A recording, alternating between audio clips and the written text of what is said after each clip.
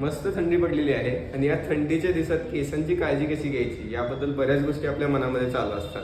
तर थंडीमध्ये स्कॅल्पला ड्रायनेस येणं किंवा हेअरला ड्रायनेस येणं असे बरेच प्रॉब्लेम्स आपल्याला येतात. तर ह्या सगळ्या गोष्टींसाठी आपण घरी काय करू शकतो किंवा मी थोड्या टिप्स शेअर करणार आहे ज्याच्यामुळे तुम्हाला स्कॅल्प आणि हेअर मेंटेन करण्यासाठी थोडंसं इझी पडेल. तर सगळ्यात पहिली गोष्ट आपण काय करू शकतोय, आपण जे हेअर वॉश करताना पाणी यूज करतोय ते आपल्याला नॉर्मल पाणी यूज करायचं किंवा माइल्ड वॉटर यूज करायचं, जास्त गरम पाणी यूज करायचं नाही. सेकंड थिंग आपण काय करू शकतोय, तर आपल्या स्कॅल्पला फ्रिक्वेंटली ऑइलिंग करायचं जेणेकरून आपल्या स्कॅल्पमध्ये मॉइश्चर आणि लिपिडचं प्रमाण मेंटेन राहील, स्कॅल्प एक्स्ट्रा ड्राय होणार नाही. थर्ड थिंग काय करू शकतोय, तर आपण ज्या वेळेला आपण स्टायलिंग करतोय त्यावेळेला हीट जी आहे ती थोडीशी कमी किंवा अवॉइड करू शकतोय का याच्याकडे लक्ष द्यायचं. किंवा जर स्टायलिंग करायची गरज असेलच तर त्यावेळेला तुम्हाला हीट प्रोटेक्टिंग स्प्रे येतात, त्याचा यूज करून तुम्ही हीट स्टायलिंग करू शकताय. त्यानंतर फोर्थ थिंग काय करू शकते, आपण ज्या वेळेला पण आपण शॅम्पू करतोय त्यावेळेला शॅम्पूची जी क्वांटिटी आहे ती कमी यूज करायची आहे आणि कंडिशनर जो आहे त्याला डीप कंडिशनिंग करायचं. डीप कंडिशनिंग तुम्ही आठवड्यातून एकदा किंवा 15 दिवसातून एकदा करू शकताय, ज्याच्यामुळे तुमच्या